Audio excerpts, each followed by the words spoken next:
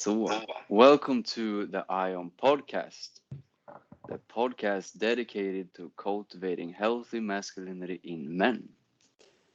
And with me today, I have an honored guest and a friend of mine, a person I look up to and want to learn from, Claes Ekenstam. And I've actually met you, Claes, once, went to one of your workshops in Gothenburg. Yeah, that's true. Yeah, a year ago or something.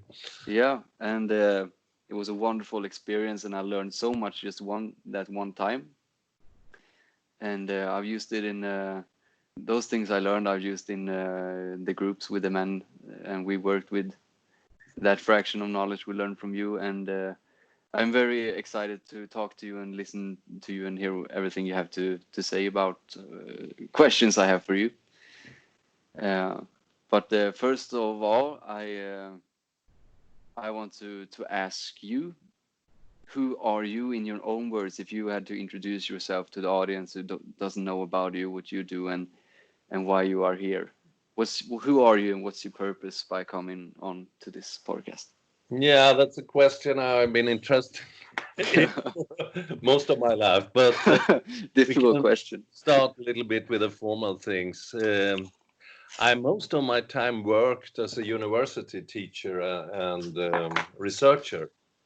And among those things I was curious about and made some studies on was masculinity in history, and especially the emotional life of man interested me.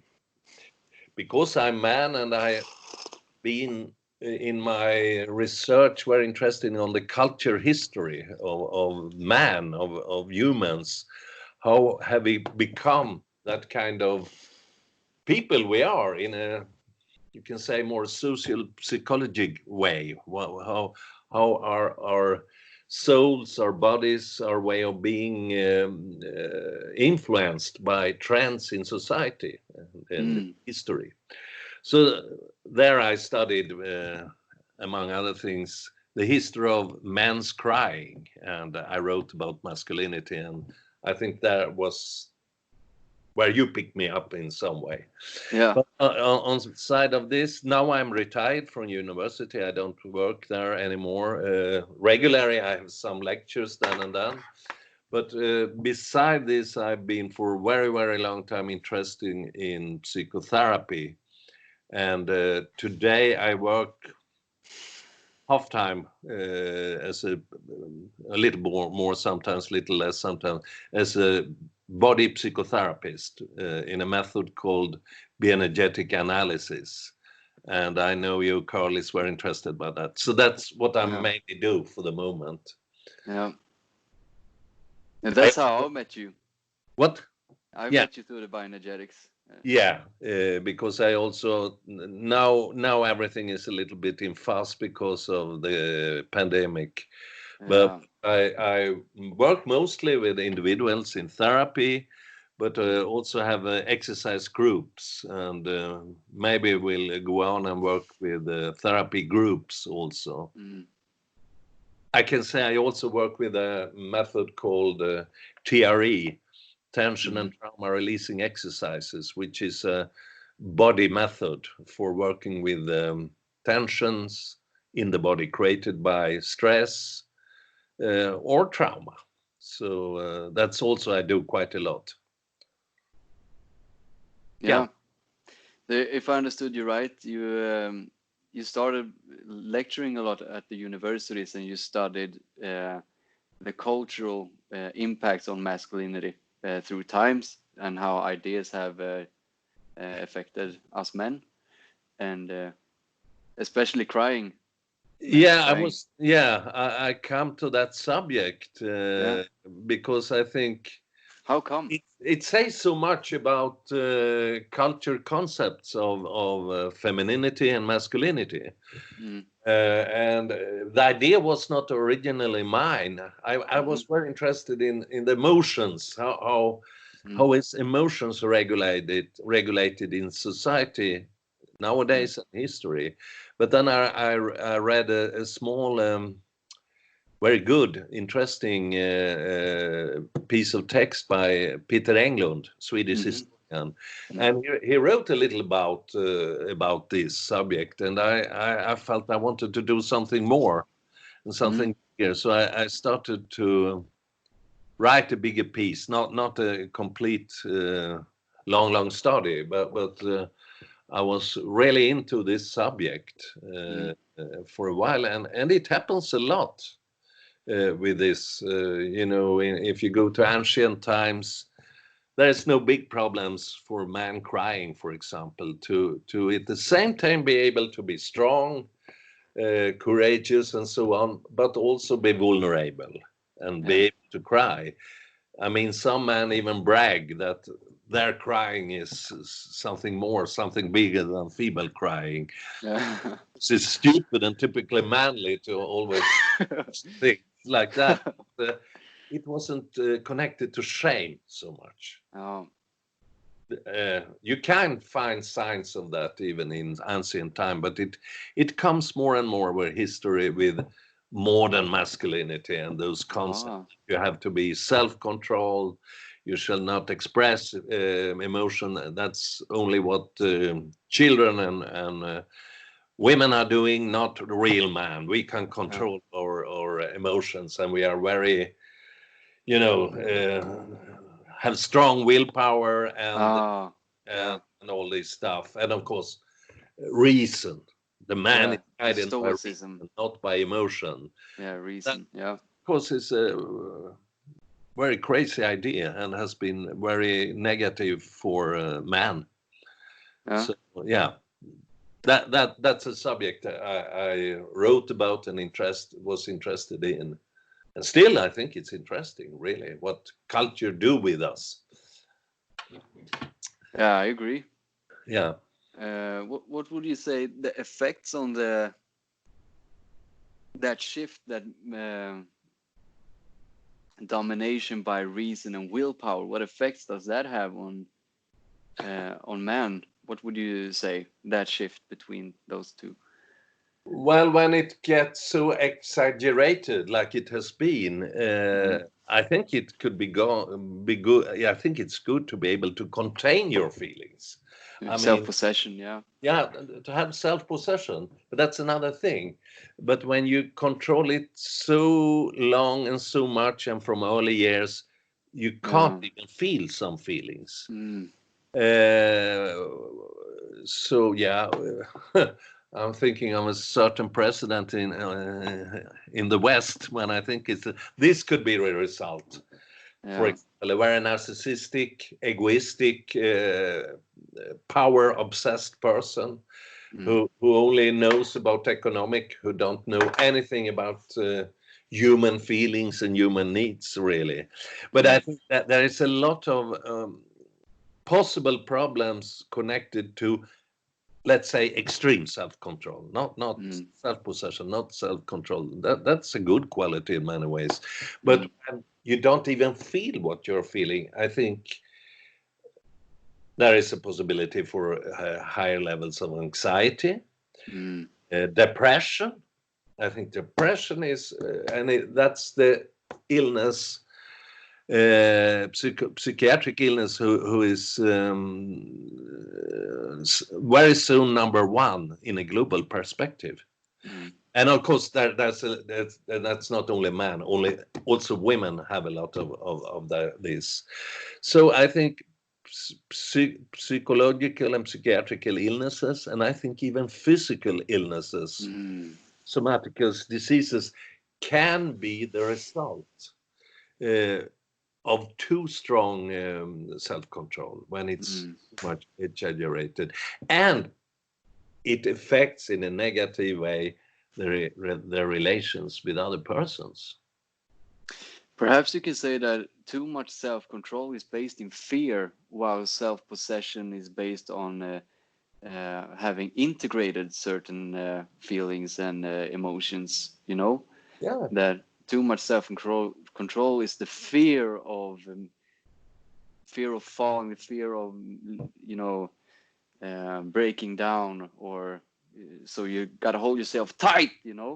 so that you don't break yeah, down. yeah, yeah. You don't show weakness, because perhaps in your childhood, when you cried or something, you were punished, or you shouldn't cry, and then Yeah. you started, because of the fear of rejection and fear of humiliation, you started to hold yourself like in that militant way, while self-possession might be like more, when I think about self-possession, I feel like an ability to certain energetics, like uh, to express. I can express, but I don't have to, you know.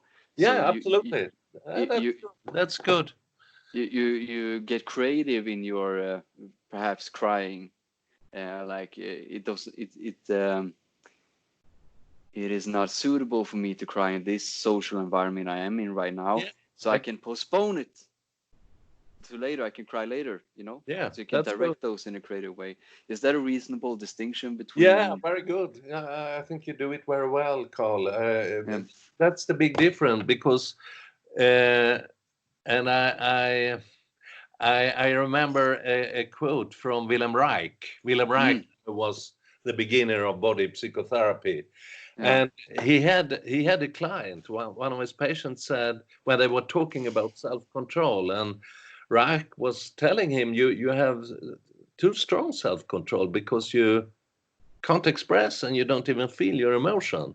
And then the patient said, "But you have self-control yourself. I see." yeah, I see you don't always completely open and honest with your feelings. Or I say, no, you are right, but that's a big difference between you and me. uh-huh. Your self-control is owning you, Oh, but I own my self-control. ah, That's another way to say the absolute same thing that you say, but because if you have self-possession, you can stop it because you feel I'm not safe here, or this is not the right situation or the right place for me. But you know what you're feeling and you respect what you're feeling, and you also can, to some degree at least, keep it back. I mean, there are situations where you can't keep your feelings back yeah, if it's too strong, too much. But the person who is extremely self-controlled often don't even know what he feels because it's hidden, it's buried yeah, deep in his stomach and behind his tense chest, for example. yeah. It is hidden behind his chronic muscular tension, so he doesn't feel it, right? Would Yeah, you say that? Yeah. absolutely. But just because it doesn't feel it doesn't mean that it, because I think that if he buries those things and he doesn't feel it, I Mm. think it will still come out in unconscious, destructive ways and still affect his life. That he can't really get rid of it, but he can lose consciousness of it, and therefore it will control him. Yeah, that's right. It Uh, comes out in indirect ways, irritation, uh, irony, sarcasm, yeah, for example, or an exaggerated need of attacking others, mm. for example. And the aggression is, if we talk about withheld aggression, for Yes, that's example. an important subject. But it can also come out in illnesses or symptoms of different kinds. It affects us anyway in some way, Yeah, so but it's a it dead can end. in very different ways. And we lose the flavor of life. Yeah, We lose the colors, yeah, and that's tragic. I think for many modern men, especially, but also many women today, because many women go the same way as man has done before. yeah. Yes, that's interesting. Mm, are more women becoming prone to the overbearing self-control as men have been? Would you I say that? I Or think, yeah, I yeah, was interrupting you. Yeah, I think so because the whole evolution of modern society is in direction of more and more self-control, mm, and we are moving faster and faster. Now everything has stopped up very temporary, and I think that's enormously interesting what this will happen beside the tragic that a lot of people are ill and dying. It's interesting what happened when everything stops up, because we are moving so fast, and when you move too fast you don't feel, you feel less, and people are so focused on winning. I mean, their competition on everything. For example, look at television, ordinary day. There is competition about who makes the best cakes, who dance best, who sings best, who fucks best, who. If you see the real bad programs like Paradise Hotel and this shit, I mean, suck out your soul.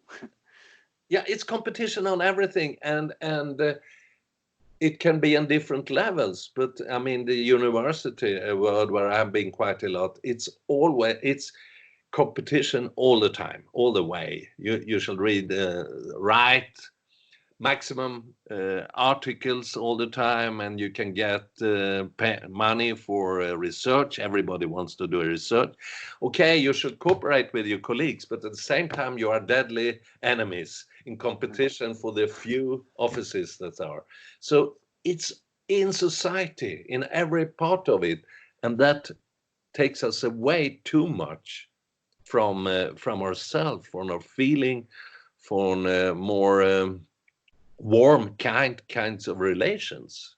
Yeah. I mean, this exists also, but there is a pressure to be fast, to be clever, to be smart, to be cool, to be powerful, to be beautiful in a maybe not genuine way, and so on. So I think there is a pressure on all of us, which takes us to some degree away from the body and from our feelings and our true selves. When you say this, I think about many things, but one thing I think about is the paradox is, I've been thinking about this concept for a while, that to distinguish between the I and the self. Yeah. And I think the I locate it here, and the self here in my body.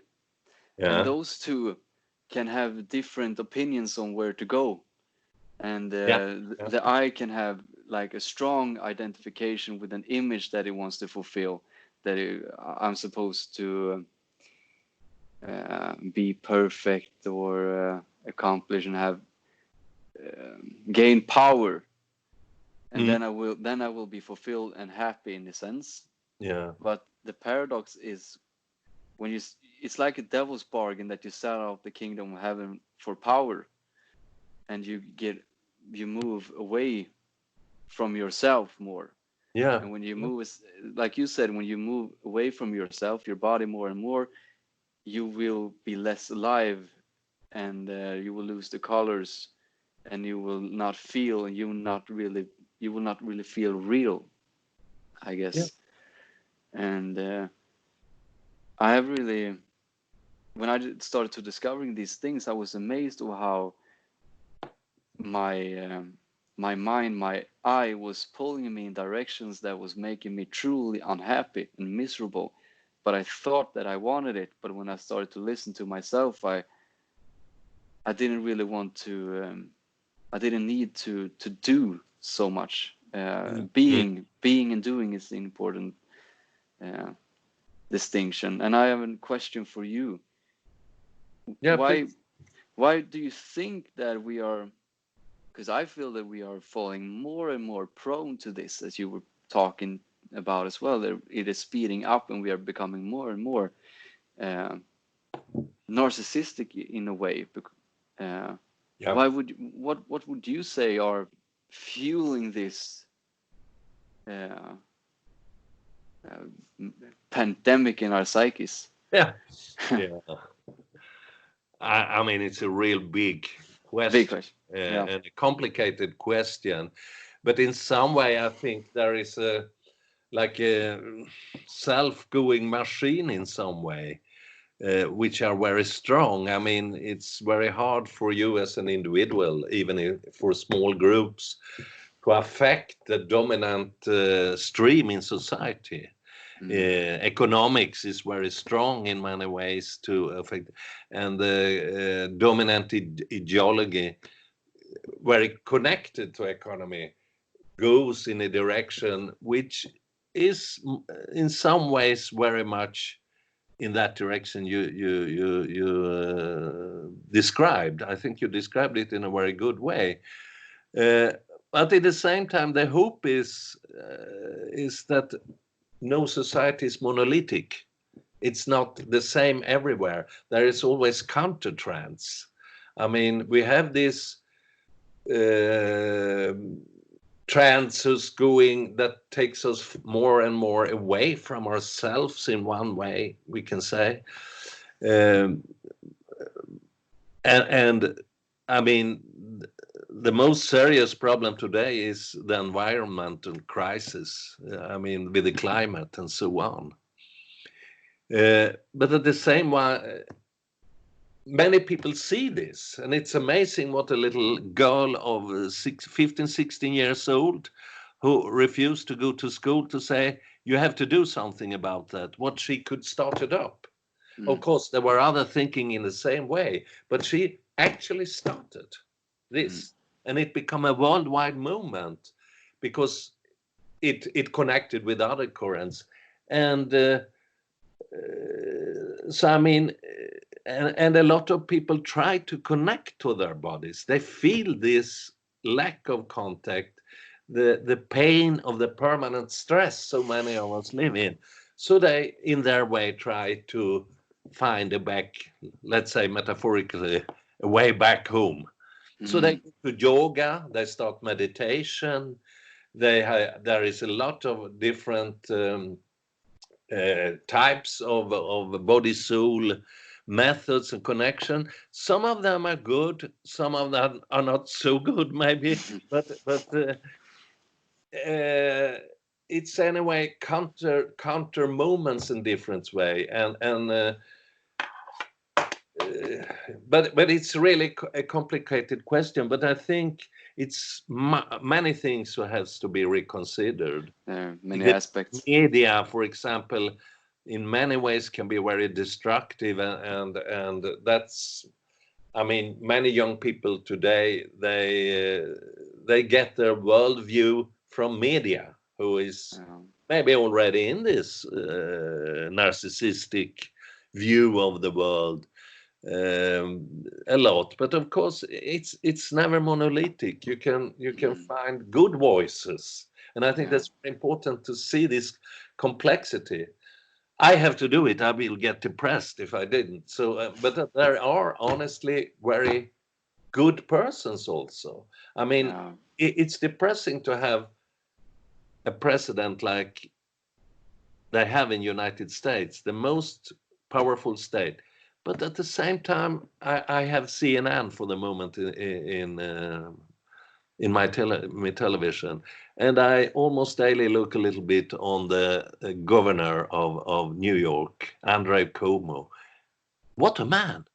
What a person with contact, with empathy, with knowledge, with sensitivity. He's certainly not perfect. Nobody is, but that's a voice too, and there are other voices too.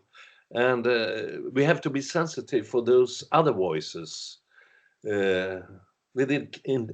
empathic, intelligent, sensitive men and women who do good things and try to make the society go in other directions.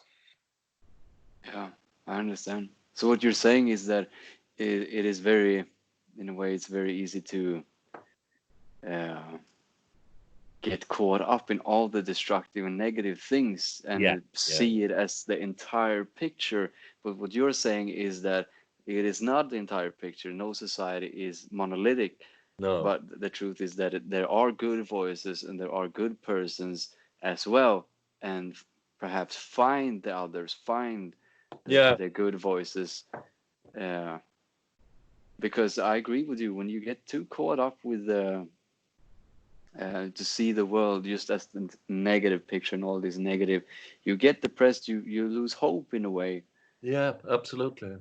And many people do that today, and I can yeah, understand it. And there are things who are really depressing and dangerous. I mean, for example, but one positive thing in this terrible pandemic is, well, it was possible to cut off all the almost all pollution. I mean, you could see it on photos from satellites that the pollution was lowering first in China, of course, and then in northern Italy. And now in big parts of Europe, it's much less, and there's no airplanes in the country. Okay, we want airplanes, but maybe we shouldn't get back with the full force again after. as it was, yeah. I mean, things can happen quite, but that's a society level, and that's the big picture. Because I think if you are going to find the good voices and listen to the good voices, which I think is crucial, then you have to be in contact inside. Oh, yes. So Yeah, let's get point. back to bioenergetics and the knowledge who is in this tradition, because we really need this kind of knowledge too. Because if you don't have this inner contact with yourself, with your emotional self, you believe these persons who are obsessed with power, who are often very narcissistic, or often very aggressive, and you get in their delusion, their illusions of what life is about. Yeah, wonderful points. I used to call, since I read some Jung and Robert Moore wrote the book King, Warrior, Magician, Lover. And the king is the equivalent to being, and the magician is the equivalent to thinking, the ego in a way. And in my book I elaborate on this, that the function of the magician is really to reflect the self and make one conscious of the self. It is not meant to dominate the self, and it's supposed to interpret the signal coming from the king and then express it in a creative way. But I feel that today we are losing contact with the king, which is the same as the self in my terminology. Yeah, absolutely. And when we do that, we drift up in our heads, and we are trying to dominate ourselves, imposing our wills, excessive self-control. And the problem is, as you wonderfully said there, is that if you lose so much contact with the king, then you can't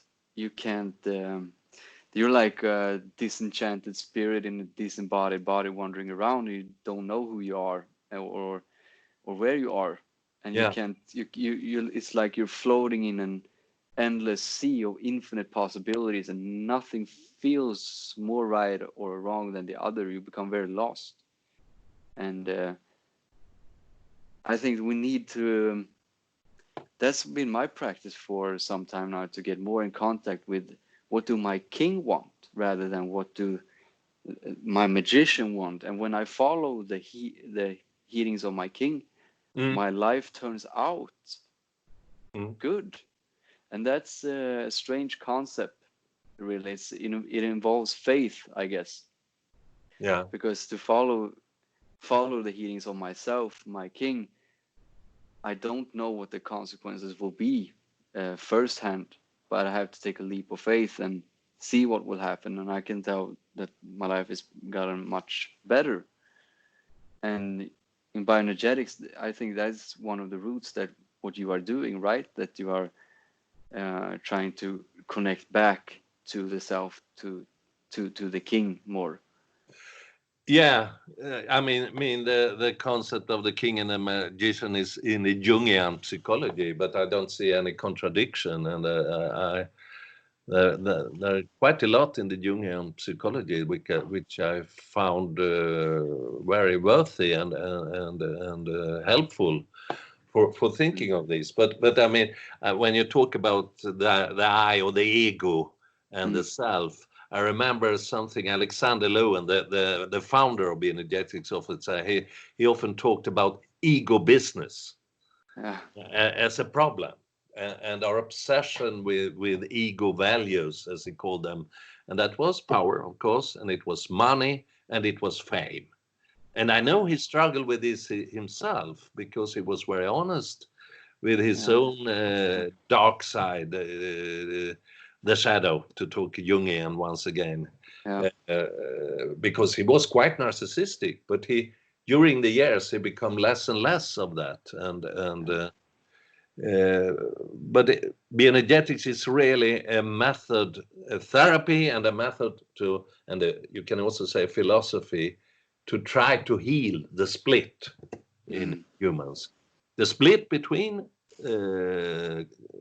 our bodily and emotional part and our reason, our willpower, and so on, to try to get it together, because of ego we can't get rid of it. I mean, it's there. It's maybe part of our human condition, even if we see us in societies who is not like this postmodern one we live in, but we can have different kind of relations, and I think the split has become too big, and it's a real danger, and it makes us very unhappy. So it's crucial to heal the split and to connect to ourself, our emotional part, and our senses. And especially we who lives in a very high developed postmodern culture, we are distanced too much from our emotional part in general. You can find exceptions, but we don't take them today. But most people, I think, struggle and have problems to be in contact with themselves in a deeper emotional level, especially. Where does this split come from? How do we heal it? And what are the... I mean, I asked that. Okay. We have the societal and cultures that we have already talked a little bit, but I think every little child is born in a family, in a special context of a smaller group, and what we experience in this group, how we are welcomed, or the contradiction or the problems who are in this family group, is of extremely importance if we get split or not. And then, of course, we go to daycare, we go in school, we are going all the way. And sometimes I can joke a little about and say the battle of civilization, where it stands today, it's daycare service. Sit on the floor. Don't talk. Shut up. And don't be angry. Don't be angry. Don't be angry. Don't be angry. Tell in your voice what you are feeling. Address it at all. And I say use your words. We get castrated. And both men and young females get castrated by this different kind of pedagogy that is dominant in our culture. It's not monolithic, and it's different from different persons, but it affects us all, and in many ways, often in a negative way.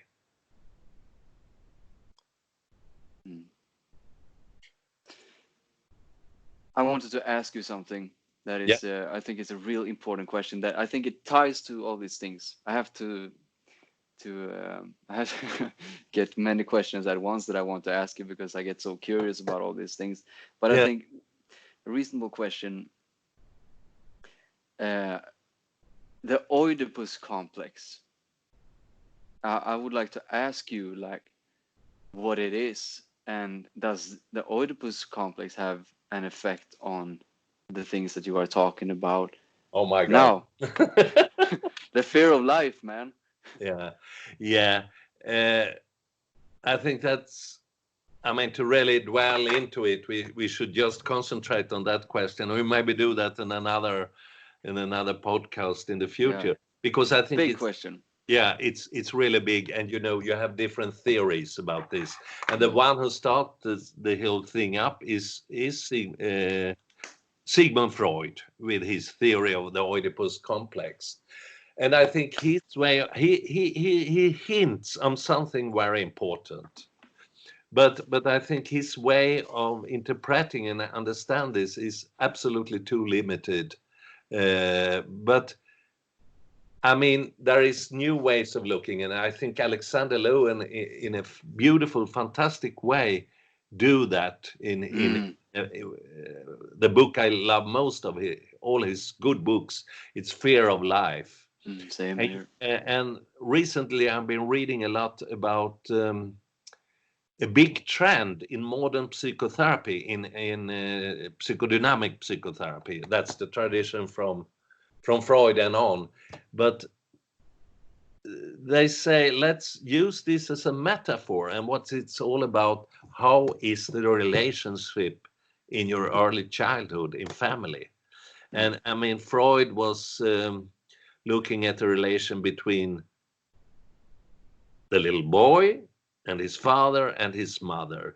It could say some things about the girl in the same position, but and it was the desire of the boy who was the whole motor of the development. And I think this is too limited, and the thing is maybe too complicated. But I think let's stop with, for now at least, the early relationships to your parents or the ones you are upbringing together with is of crucial importance.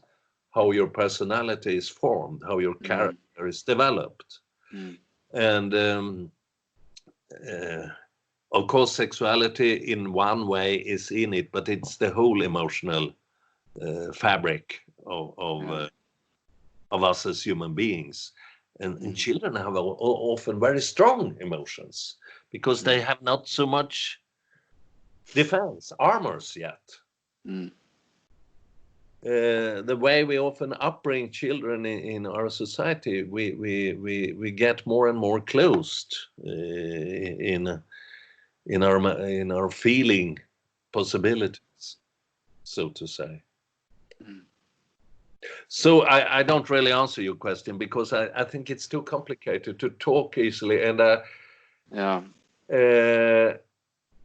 but I agree with Freud. He was on something, but his way of formulating this is a little bit old-fashioned, little bit made from a patriarchal viewpoint, and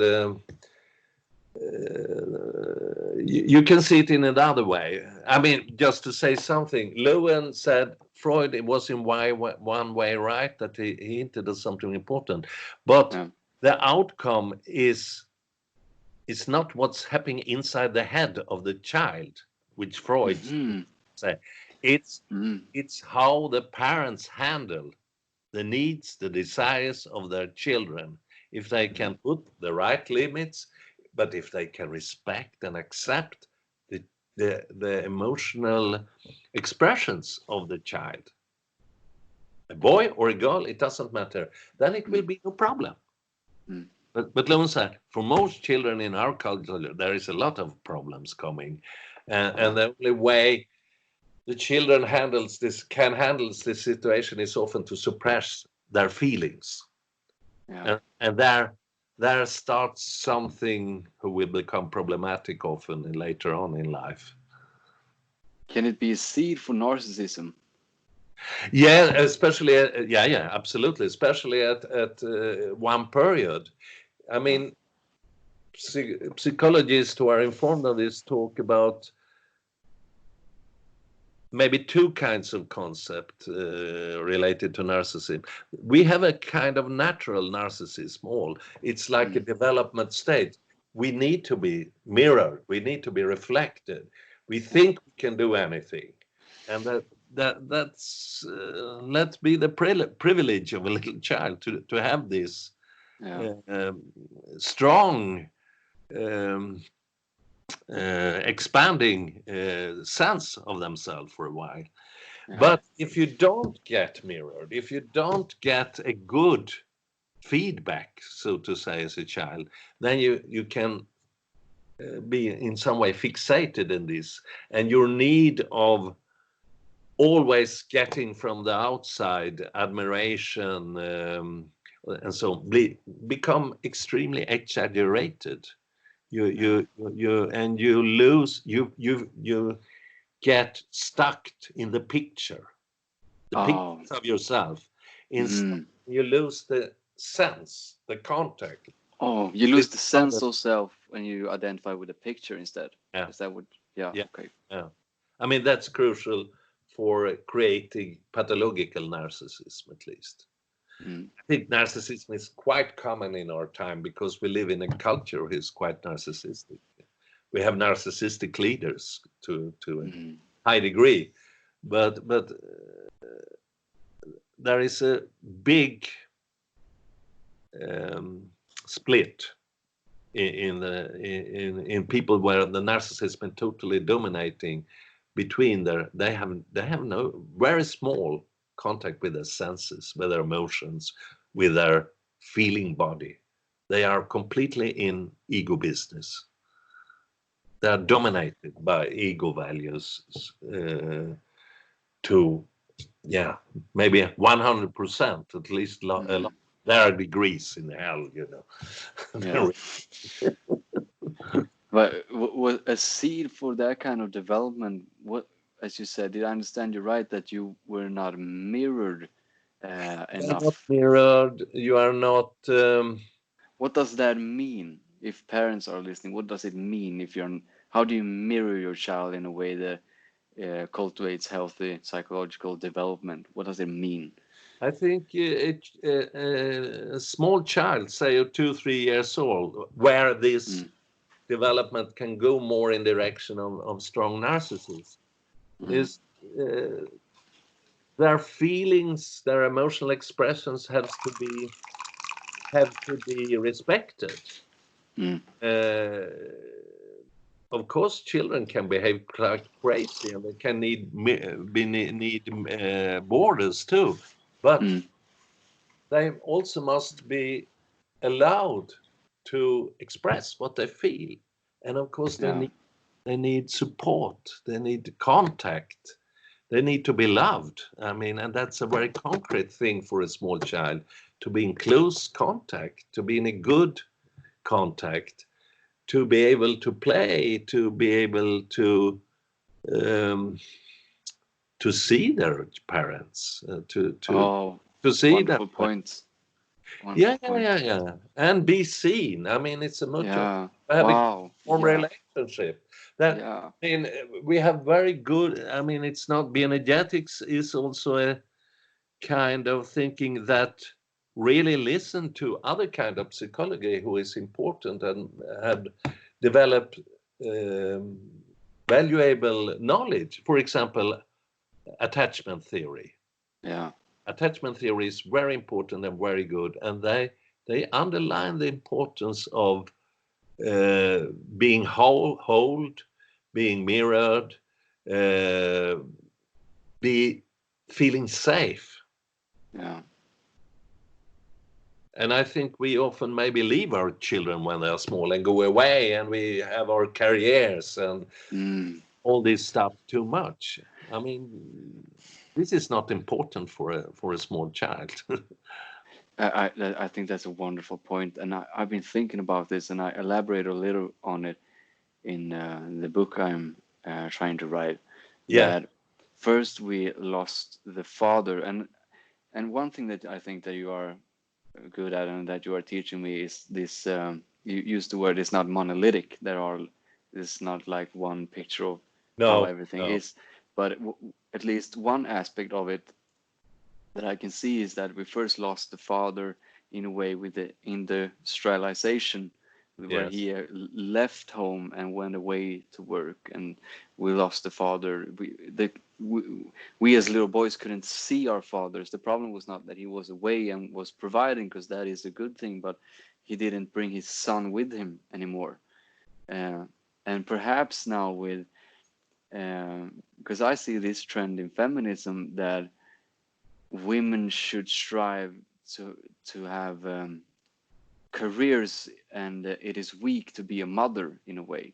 You're weak if you are a mother, and you're weak if you are at home with your child. Yeah. And the consequences that I see here is that we lost the father, and now we lost the mother, and who takes care of the children? Well, that must be the state then, that the state becomes both the father and the mother in a way, and that might create then what I think Robert Bly mentioned that phrase, a sibling society, where Yeah. no one really grows up. Yeah. It's a good concept. I like that. Yeah. I think he's right in that there is such trend. But I want to underline in this discussion, because I can, I meet people and I learn to know many of them quite deep, because I'm their therapist. Mm. And they come to me to talk about this and to work on these questions. So there is also different kinds of fathers, and there are different kinds of mothers. There are some fathers who are too present. I mean, who are authoritarian, who are violent, but they are maybe really present and try to form their sons and daughters in a way that make them feel unfree. And you have these very common not present father. Yeah. He either skipped away and wasn't there at all, or he was emotionally distant. So there are different kinds of father, and there are different kinds of mother. You had a question, you sent me some questions, you say maybe we discuss this, and it was this too much present mother. The devouring mother. Yeah, Close I binding, don't know the intimate mother. concept, but I absolutely know this kind of mother, because I meet her indirect in some of my clients, Yeah. and my mother was that kind of mother too, and that's also a problematic parent to have. There are some fathers who are like that too. I mean, the child get overwhelmed, and it ends up that the child have to take too much responsibility for the father or mother, or protect him herself from the closeness of because it's not a good quality closeness. There shall not be a lot of pressure and demands for a 2 or 3 years old child. That come later when we are 10 or 15 years old, but not when we are that small. So there are a lot of complicated stuff going around, really. Yeah, it's it's a lot of threads. Yeah, it is. Yeah. It is. So you have to see, and for me as a therapist, I have to really listen to people when they come and want to work out something who is problematic, or give them symptoms in present life. How is your story? How has it been? And you see, there are some patterns coming back all the time, but they are different from different peoples. But one common trait is there is this split between the ego, values, self-images, and the real self, and what it feels and what it needs and what it wants.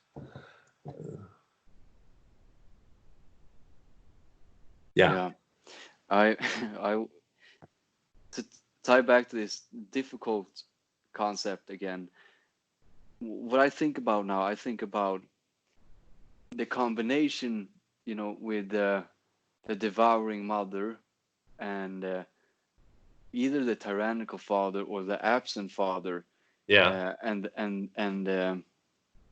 the Oedipus complex, when the mother is too close to the boy. And this concept might sound strange if one has not read psychology so much, but the fear, the perceived risk of incest that the child perceives, and how the child can then deaden its body and sexuality to as a defense towards that perceived risk. Yeah, yeah. That triangulation of the family. I'm curious to ask you about, why do you think this occurs, and how does it affect the boy growing up having a devouring mother, or a tyrannical or absent Yeah. father?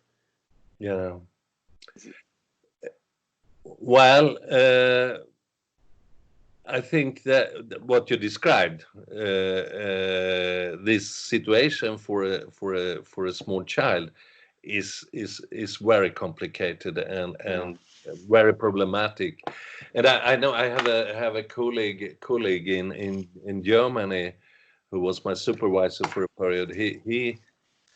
He did some research and writing about the importance of actually having two parents.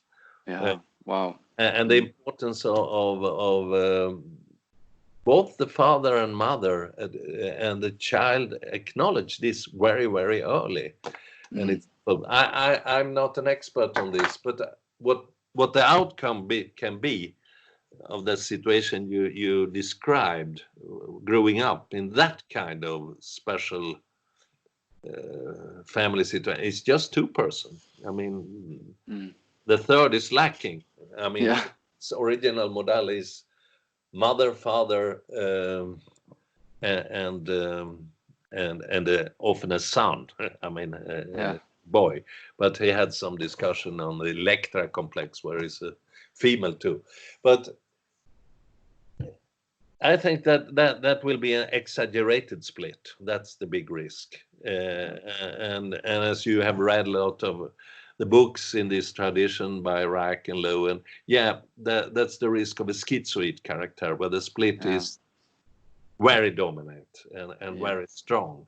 Yeah. So and then the abyss between the ego and the self can be extremely strong and hard to, yeah, it takes a lot of work to heal, to get the parts together again. Yeah, I mean,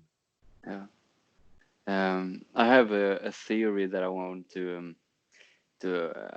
bounce back and forth with you, that ties to what is happening in our society. And I can't help but think about the Oedipus complex, and perhaps the development of wanting to be a different gender. And what my thoughts have been, and what I speculate about, is, let's say that you are a boy and you have a close binding intimate mother or tyrannical father, and if you just view this in a classical Lowen perspective through the fear of life book lenses, what I can see is that when the mother ties the boy too close to her and uses his need for closeness and intimacy to fulfill an unconscious sexual excitement, as they are describing in the book, and note the unconscious, she doesn't do that on purpose, of course, and the boy will then get the perceived risk of incest, but also the fear of castration anxiety from the father, that he will be punished for being too close to the mother, that perhaps the mother is telling him personal problems, her feelings, or perhaps talks ill of the dad,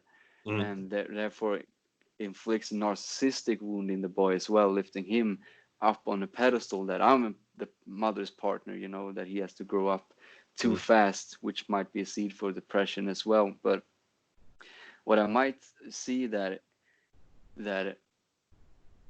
is the fear of being sexual, that it evokes that unconscious castration anxiety, and perhaps you can't bury sexuality because it's like the foundation of who we are.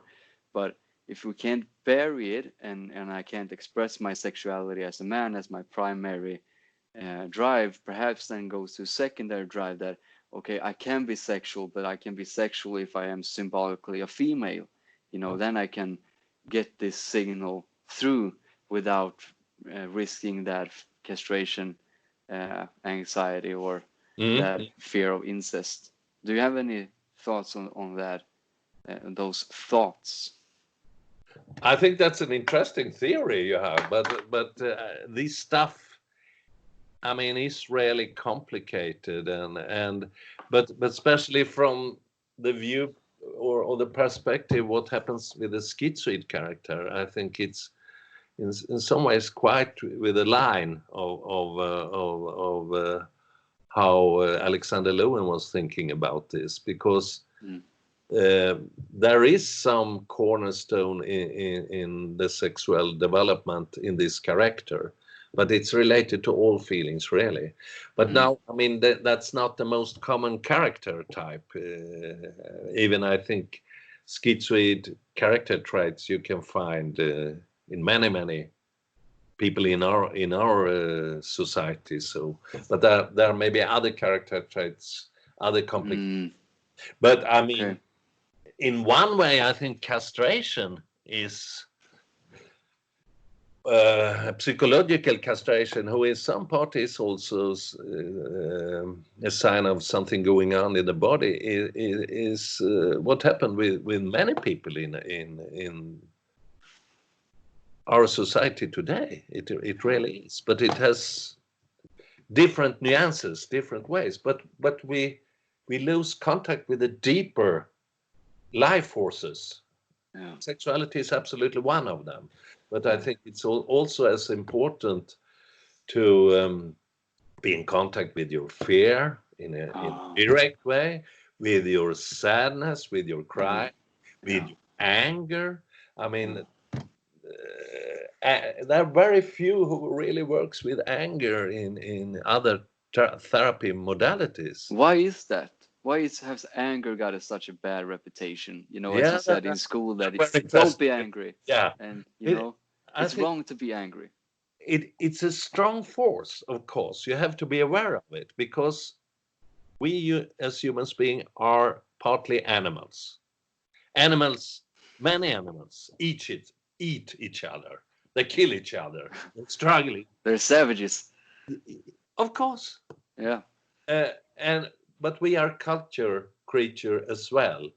But we have this energy. We have this. It's a part of our heritage, our DNA. We're born with it, and I think this is, and it should be studied by some other culture historian. I haven't time for that nowadays, but I think there has been a long history of regulation of emotional life in total. It's just have been started to be studied.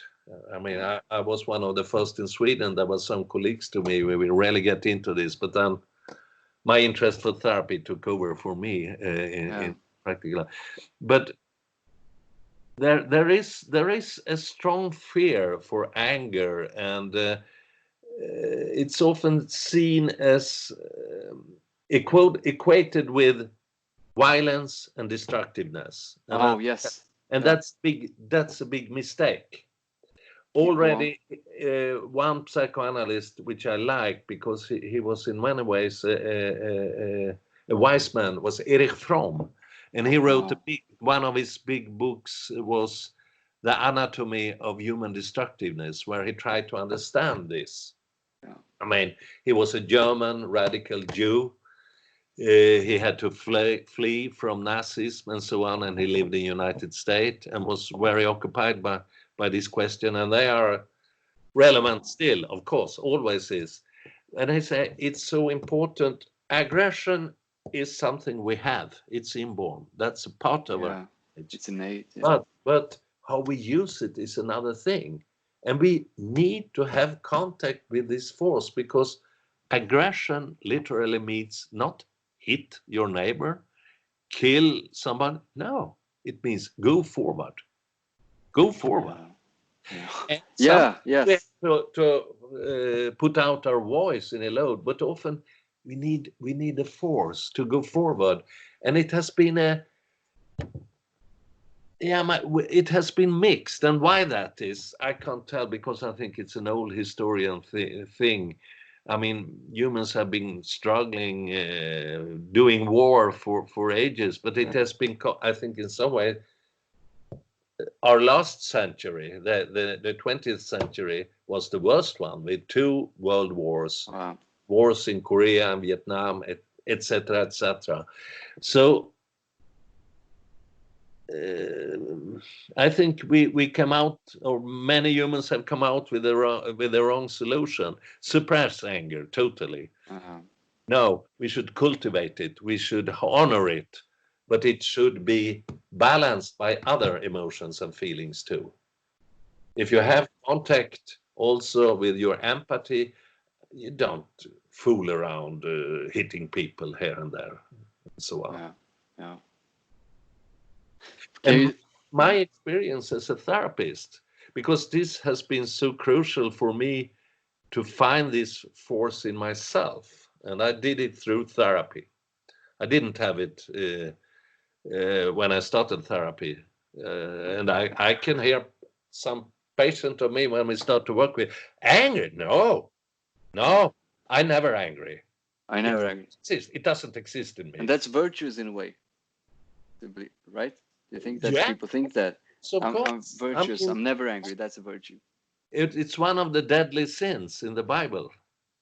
Anger, yeah. Wow. It's one of the deadly sins, and that's a mistake. Yeah, there are other traditions when they see it in another way. But when I work with this, and people, after a while, maybe sometimes a long while, get in contact with it and can express it strongly and with full force, they don't become violent. They don't become a person. They become more calm, more cool, more satisfied. But don't fuck with them. Yeah. They can defend themselves, but they don't have to be aggressive. That's people who have problem with this. Yeah. One of your questions you was said, and I was glad you put that on, because it took some time for me to understand this. Is there a difference between anger and rage? Yes, I would love to hear what you would say about that. That's an important question, because it has confused me, and it confused many people, which I talk with this subject of. Yeah, there is a very important difference. Anger is potentially a very positive and good and creative force. Yeah. Rage is a symptom of trauma, of traumatization. Oh, yeah. It's anger turned into this because you have been overwhelmed, often early in life. You have been pressed. It can be a reaction to this kind of mother you talked of. It can be the reaction against the overpowering, violent father also. So rage, you have to work with it in therapy, and it has to be expressed, but in a safe way, of course. And then you can step by step come to the more, I will call it natural anger. And you do it while working and getting contact with other emotions. And then they are balanced. They balance each other out when they all balance get to be each other. seen. I think it can take a long time to work this through, but the fear of anger is not justified if you really try to get in and understand it, meet it, and work it through. That's a constructive force. It's something positive. Yeah. Would you say that women have more problem with anger than men? Often it has been this culture difference that, boys don't cry. A good girl is not angry and don't have too much of sexuality either. Yeah. They should play the piano and this old Victorian stuff. So you can. This is of course stereotypes, but you often find them in reality. Yeah. That women start to cry instead of getting angry. Some men do the same. But yeah, that I've seen that when yeah, they're in pressure and they ought to be angry. Before the impulse of anger comes out, they start crying. yeah. It's crying then a defense for the anger to release the tension of the anger, or what why do It they can be cry? that. It can be that, and in man, the anger can be a defense to not feeling sad and to express Ah, it, yeah, because there is a culture taboo of being vulnerable as a man, and yeah, this is stupid and it's crazy and it's destructive for both of us as man or a woman, because we need both of these emotions. We yeah, need the whole register to be fully human. And we need it to regulate our relations. Now you're hurting me, or no, you makes me angry. Then we can yeah. react, then we can answer. To be real. No big deal. It's not Yeah, a big deal if you try to avoid it. And I yeah, think we are extremely have extremely problematic relation, especially in Sweden, in Northern Europe, but I think especially Sweden, to anger, for example. yeah. Yeah, I've noticed that in my own life and in the men's groups that I've been in, where we talked about anger. And before I was introduced to Lowen's perspective about anger and how it differentiated between anger and rage, where Yeah, he said that anger is a positive force, is a life promoting force. I like the yeah, way they said that, life promoting. It's a promoting life process. But rage, however, is a co-destructive force. yeah, Um, and how I elaborated that in my book as well, that these energetics are life promoting in themselves, but if mm, they get buried and they get trapped, they get dark and evil, and they will try to find their way out. And when they find their way out, it's often destructive. yeah, And rage is like, how I see it, it's like natural, healthy anger that is life promoting and moves you forward and keeps your boundaries and your integrity in check. When that gets,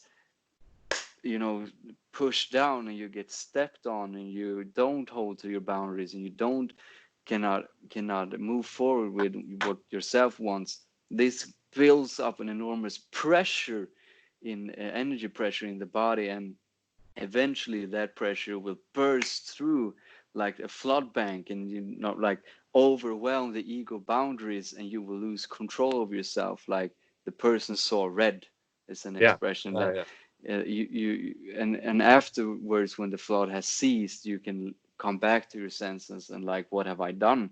I mm. might have killed someone, and they often say about that people like that he was the nicest guy. He was the nicest guy, and then he Yeah, just yeah, yeah, yeah, yeah. flipped, Yeah, you know? that's true. They often say that in television, Yeah. and say, I'm not surprised. I'm I'm not not, no, surprised. me No, no. neither.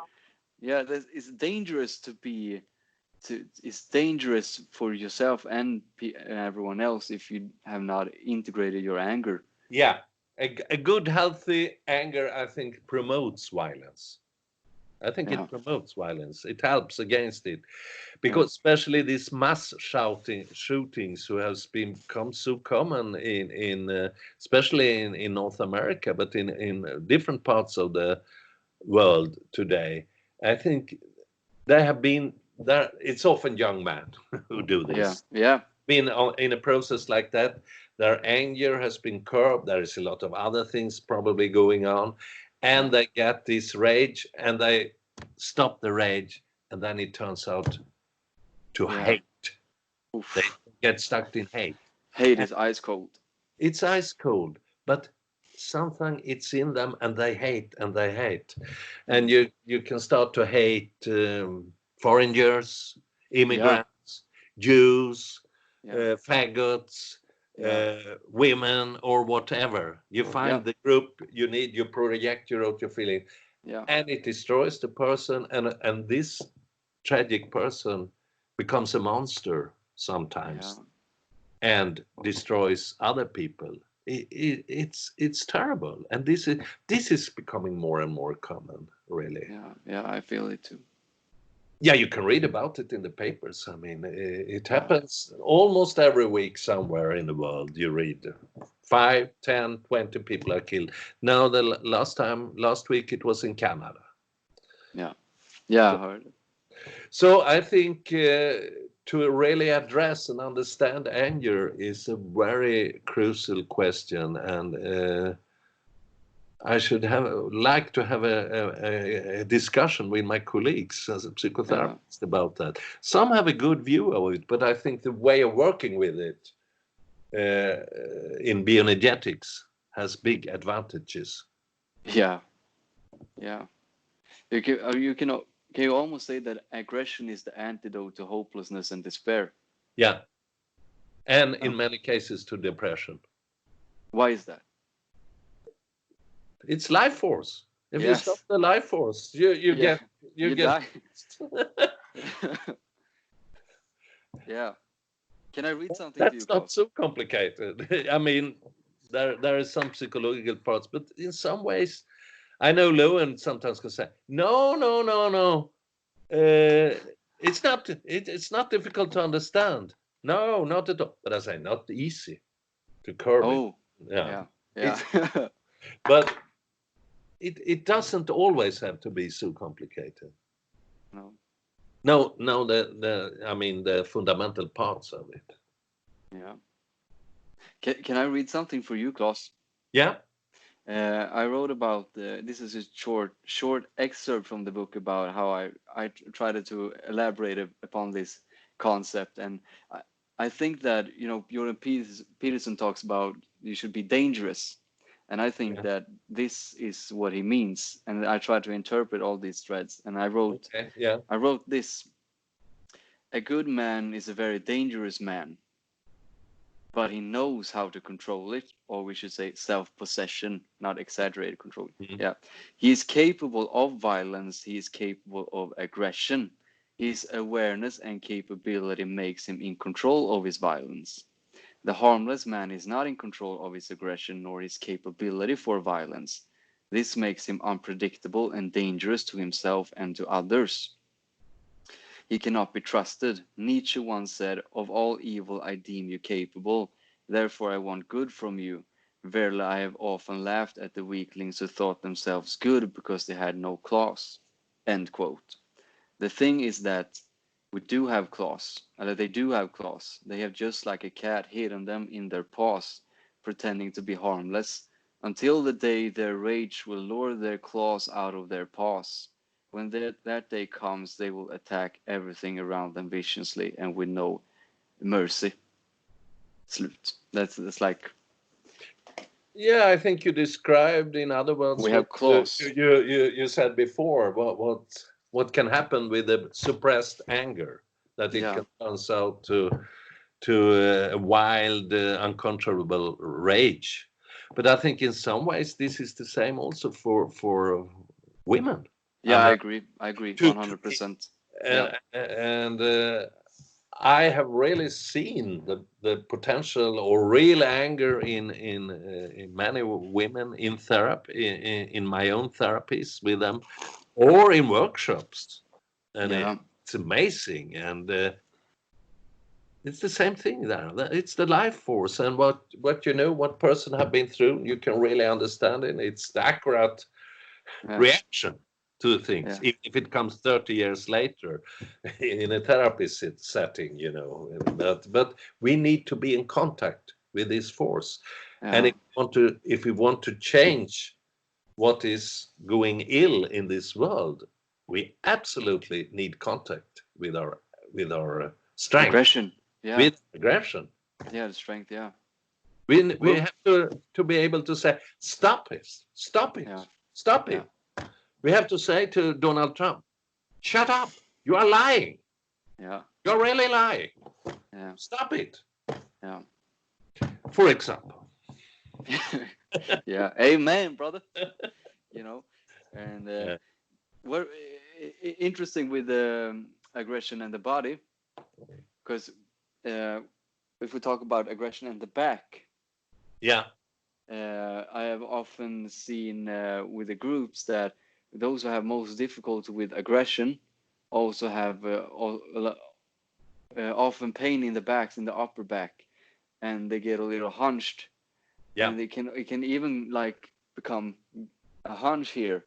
Yeah. I've seen that take place many times. That, as you were talking about, how repressing these energetics can manifest themselves as psychosomatic pains and illnesses. Yeah, that's true.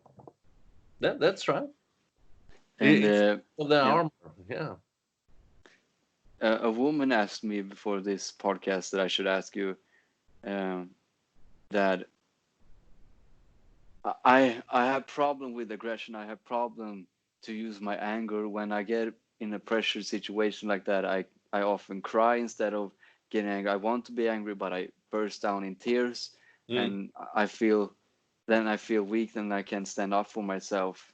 But I want my anger, but I don't know how to utilize it. What should Yeah. I do? What would you? It's a difficult question. Yeah. Yes and no. I should love to be able to say contact your one of your local bioenergetic therapist. Yeah, Start but to there's work. so And few. there almost no in this country, so it's Yeah, really a pity.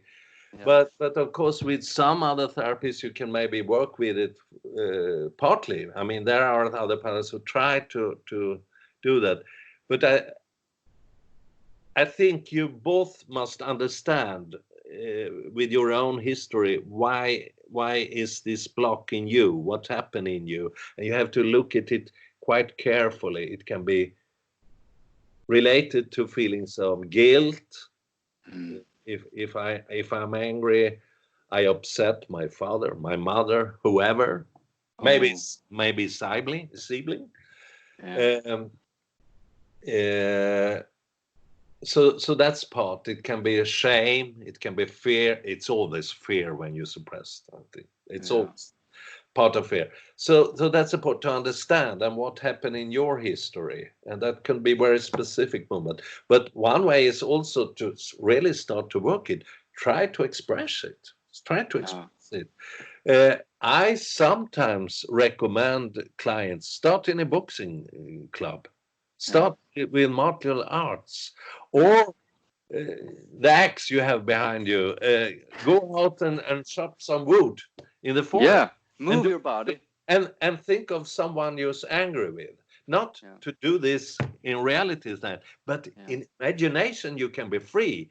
You can smash the boss or your partner when you are alone and chopping woods. That you can yeah, do, and that could yeah, be. And to do this not one time, what 2 times, do it regularly. yeah, And then there is a lot of possibilities to open up in the body. I mean, even yoga can to some part maybe be helpful. I think it often's too soft for these strong feelings. But yeah, but everything that opens up in the body is good. yeah, Massage, uh, working with the energy, especially Tai yeah, Chi, Qigong. This is methods to work with the body. And another thing which, well, it doesn't exist, but I just saw before we started this a small video uh, on YouTube, and I just love it. Do you know what a haka is? haka.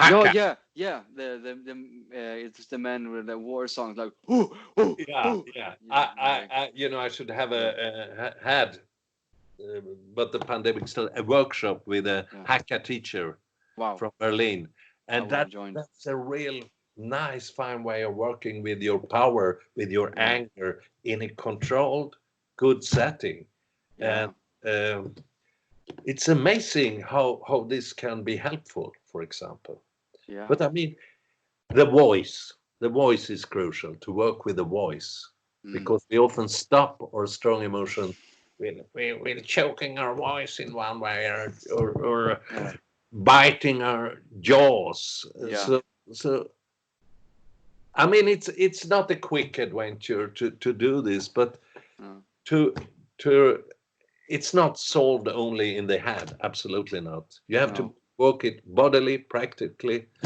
and your friend, your female friend, go on, work with it. Sooner or later, you will, if you do your work to accept this, and she had an awareness of this, work with it physically. Yeah.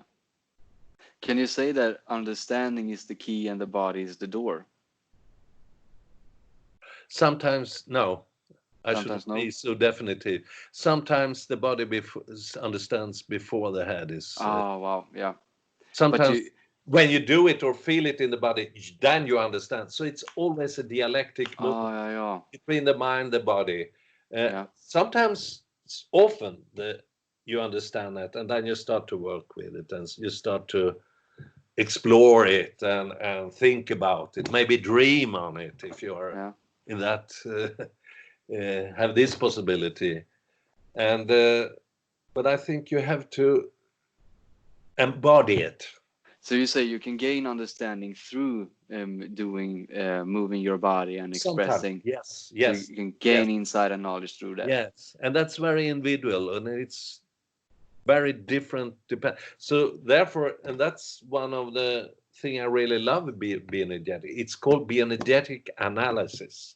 Yeah. That's why we come from the Freudian tradition, but all the developments who has been made after Freud, with attachment theory, Death wish.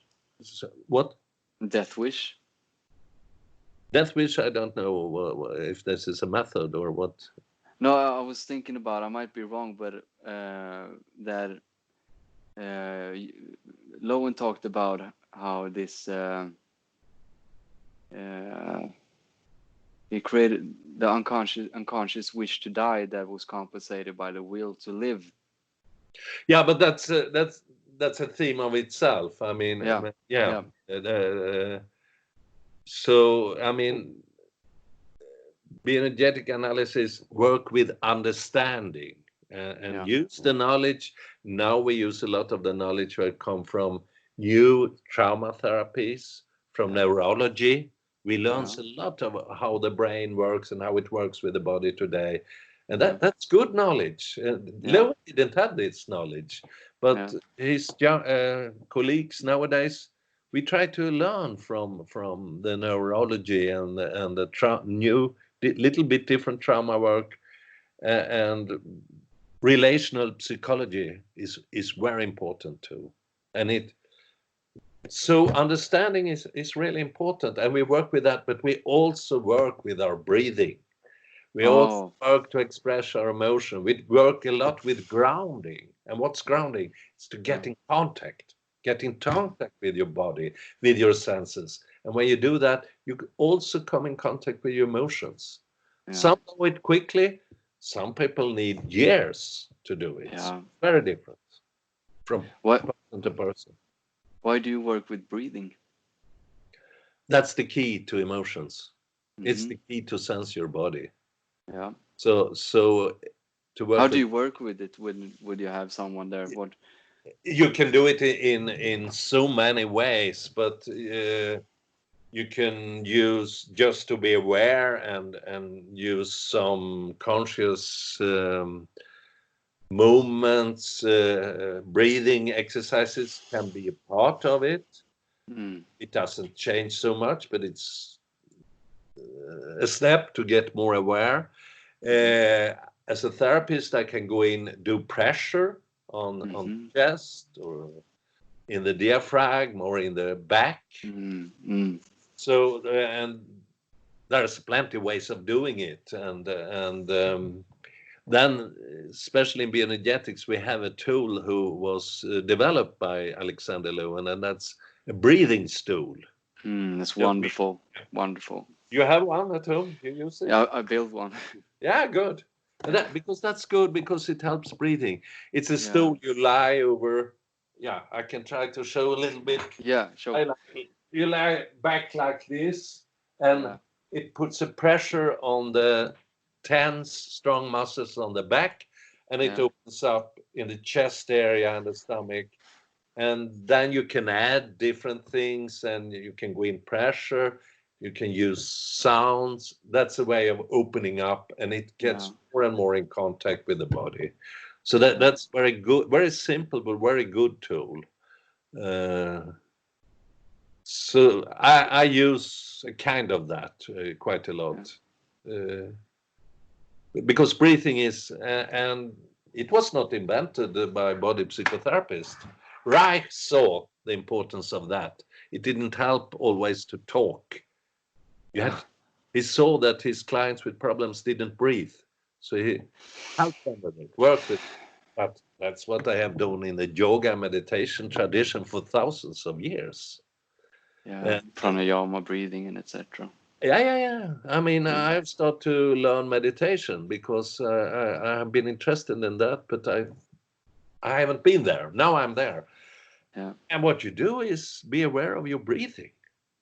And we know that brings you in contact with your deeper self.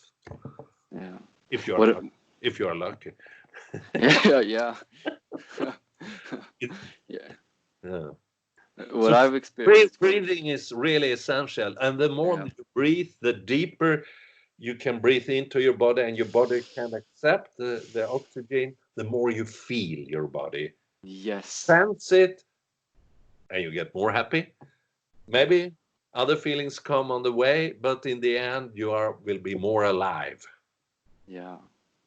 Is that the goal of bioenergetic analysis, in a way, to become more alive? Yeah, absolutely. To be more alive, to feel the life more, to feel more joy. Yeah. And it can be quite a troublesome way to get through, but if you can go that way, you will feel more alive, feel more joy. That's absolutely one goal.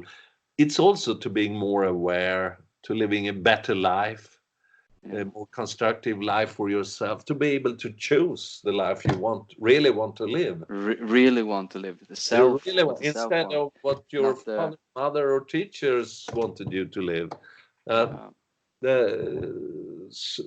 To become freer is also a way of describing it. I would say that a lot of people, especially in my age, are very confused about. They don't know who they are or what they want to do. Yeah. And the problem is that many people, when they get caught in that, is that they try to solve the riddle through the mind, and they get more and more entangled, and they get more lost in adrift. But what I have noticed is, when I have worked with the body, and when I do a session with the breathing, and I can do some haka things, I just like I just move and do whatever I want, and then I feel the life force coming back in my body. I feel more loose. I don't hold myself as tight. I breathe deeply, and I feel that all these things become clear. I can feel who I am. It's not a mental construct. It's like, this is who I am. It's like I feel who I am, and I think like, this is all I need, in a sense. I don't need these mental ideas to do things to fulfill me. I don't need to do to have an image, to have a value, but I get it just from my being, and I think that we can solve that riddle through the body, and it just entangles us more if we try to solve it through the mind. Yeah, absolutely, and especially I'm agree with you, Carl. But I will also say, good thinking is good. But we need a thinking who is connected to the body, who is connected to what we sense, what we feel, because then we also are in contact with our environment, with other people. We have empathy for other people. We want in some way to live in a way that's at least not destroys other people and environment. But it's crucial that we get more in contact with our bodily self and feeling self. And I think we will think in a better way, in a more constructive way, because too often people live too much in their heads. And it's for some people with a lot of anxiety, which is very common. It's like a swarm of destructive bees going around, swarms, wasps in the head, you know. So that then they really need to get down in their body, to get down. Is there a fear to go down? To connect to the ground, and then even the thinking will be freer and more connected. So we have to put ourselves together the much as possible. Yeah, you said go down. Is there a fear for people? Is there a fear to go down? Can it be a defense like I'm up here, I'm more safe, but I'm afraid to fall? You know? Yeah, I think that's very common. I think we are fearful for our feelings, our memories, and when we get connected, we come in contact with it. So therefore, we often need to be in psychotherapy to get at least through a part of this sometimes troublesome process to get in contact with ourselves. It's not always an easy journey, but it's worth going there. I would say it, but now I start to get a little bit tired, I think, Carl. So okay, limit a little bit now. We have been talking 2 hours. Oh wow, the time goes fast when you have fun. Repeat the question. If I think I lost maybe your question a little bit. I don't know really where we started, to be honest. Now we're going everywhere around. Yeah, everywhere at once. But to round it up then, this question, where can people find you, your courses in personal therapy? If people now listen to this and like, I want to do bioenergetics, I want to try this, what should they do? How do they find you? Or well, the problem is, okay, now the pandemic has made everything a little bit unsure for the moment. But the problem is this winter I couldn't take in any new ones because my practice was full and I had people waiting for beginning. So I don't know how it will be this autumn. And I don't take in any news at this moment because before I know some don't want to go to therapy because they're afraid, because some of them are old and some have risks, underlying risks and so on. But I have a homepage, at least people can read a little bit. And as soon as I can start with groups again, I will do that with my colleagues or myself. And I hopefully can be able to, maybe we don't know anything at this moment, but hopefully I can start to invite people from abroad also, because there is so very little of this tradition in Sweden, but a few in Norway, a few in Denmark, but in Germany and many other countries, it's quite strong traditions. Wow. So and there are other similar therapies who can be good, but they maybe work in a little different ways with some things and so on. But at least body therapy is possible to get into in many countries. In Germany, there is a lot, for example, and Italy and Switzerland and many other countries too. No. So, but my homepage, there is some information, and when I start to make groups again, I will put it there. Okay. I'm being a little bit lazy with my homepage, but I will be better in the future, I promise. So okay, and people can at least get some information and some links to similar therapist institution in Europe and in the world. So, and if they want to ask me something, they can send me a mail through my homepage. So I try to answer if I can, and so on. I'll be sure to. I will put a link to your page in the YouTube description so people can just click on it and they will. Okay, yeah, good. So they can find you. And you have written books. Where can they find your books if they're interested? Well, I've not been writing so many books, but okay, my dissertation still. It's a book about the body, and I actually writes some about body psychotherapy as a perspective of understanding what's happened with the body. that book they can buy from any. Bokus ad Libris. Yeah, I think so. Or they can order it from me. I have copies of that book still. Okay, yeah. That could be a nice way of being contacted. Now, the other ones I don't have for sale, but about male crying, I think that still Yeah, is. that's I interesting. found it in Adlibris or any who sells books on the net. Okay. So, there are a few books, but yeah. I will put a link as well to the Bokus and ad Libris, where you can find the book, and they can also find it on your website, contact you through your mail. Yeah, at least my I don't have it on my web, but I have it at home. So it was my salary for the second print of my dissertation. I got Okay. 4 boxes of the book, and I said that's excellent. I'm satisfied with that. Wow. Because I was happy that they printed it once again. I mean, dissertation is generally not read by so many people. Oh, that's wonderful. That's awesome. Yeah, Very cool. it's Yeah. nice. Yeah.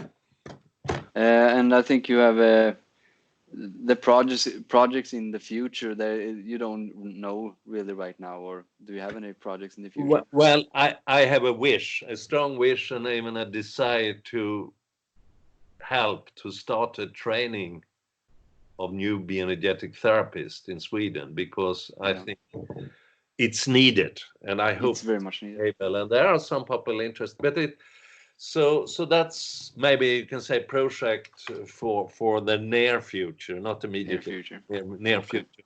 But I'm imagine to start writing again. I have not been writing any books or longer texts for a long time, but now, also with the pandemic, I think it's time to do things like that. So I maybe do that now.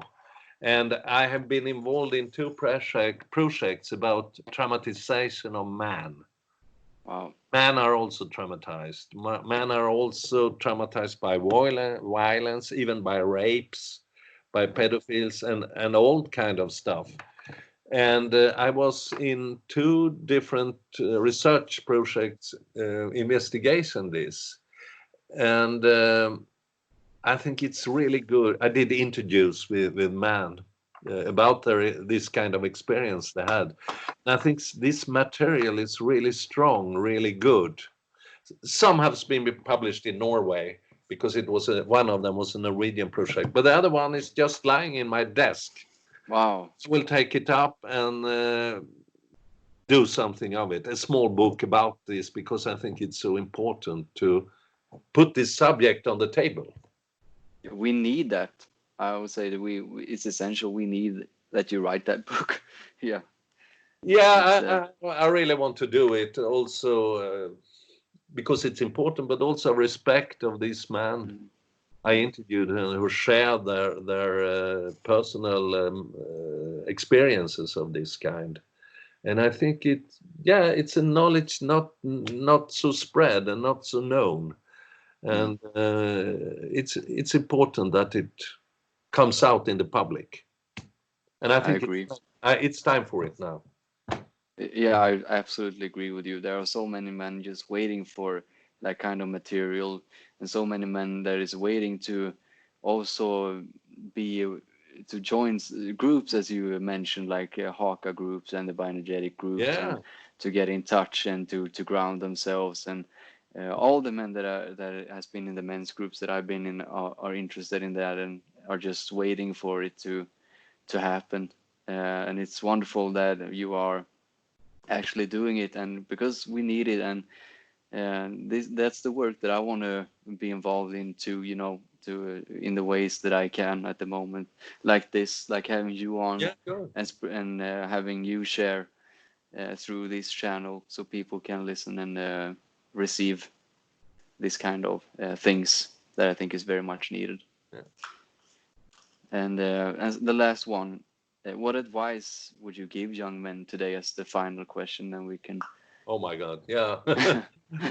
Yeah. But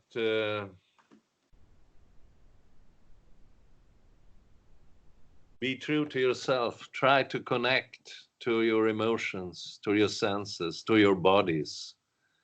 try to make the split, who most of us in modern society have, between our minds, our consciousness, and our senses, our self. Try to lower it and start the adventure. It will take some time, but it gets better all the way, and it's really worth doing it, because the joy, the happiness you get out from being alive, it's worth everything. And for me, this has given me everything. It has given me life. So I'm so grateful for Bioenergetics, what it had brought to me. But there are also valuable things on other places. But for me, this has been essential. And I really hope that you will train yourself in this and others do it. So it can help yourself. It can help other people's a lot. And it's a beautiful adventure in the end. It's ugly sometimes, but it's worth it. Yeah. Amen. Yeah. Okay, Carl. Okay. Thank you so much for having me. Thank you. Thank you for coming on. Yeah. Bye. Bye.